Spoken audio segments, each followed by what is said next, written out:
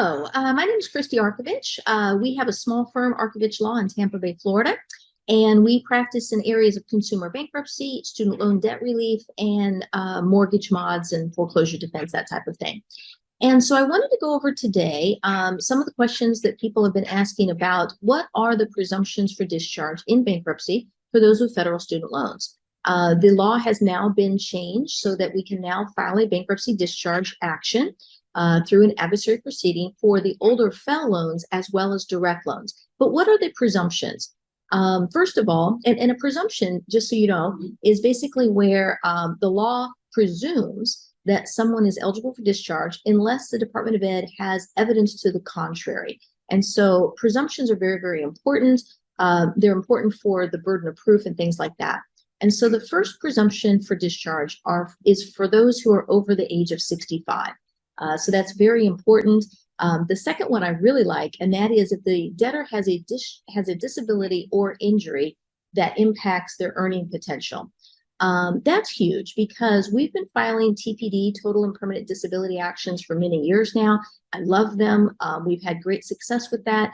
But there are times that someone's injury may not last 5 years or more, or their disability or health condition of some sort. And so this presumption applies for even those who may, it'll impact their income potential, but maybe it won't last 5 years.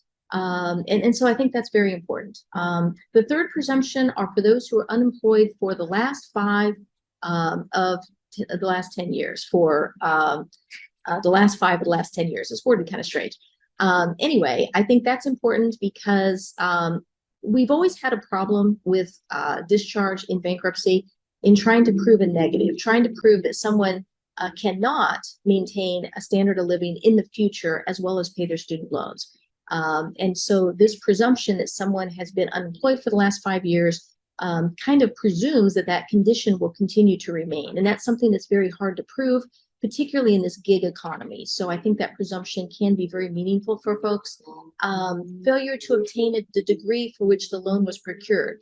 We have a lot of folks who would like to use that they started school, but they weren't able to finish for one reason or another. It might be their own health conditions or something on their own end. It may also be something on the school's end or whatever was going on there. So I think that's huge to be able to use now the inability to obtain that degree for which the loan was procured. And then the last presumption is if the loan had been in repayment status for 10 years or more.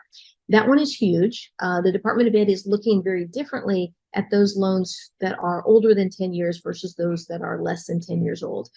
We recommend filing for bankruptcy discharge if the loans are more than 10 years. We usually don't recommend if it's the other way around. So I hope that these presumptions, that you may qualify for one of these. They are, again, rebuttable if there's concrete evidence that the debtor does have the future ability to pay. So they're not 100% certain by any means, but they do allow us a lot more room for discharge than we used to have.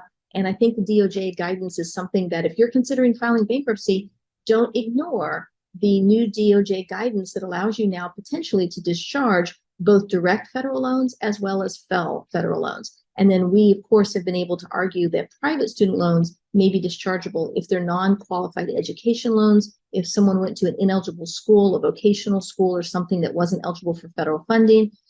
They may also have received the loans direct to the borrower as opposed to school certified through the school. That usually is a sign that it's beyond the cost of education. And the loans might have been used to pay off a vehicle or pay spouses' credit cards or something like that.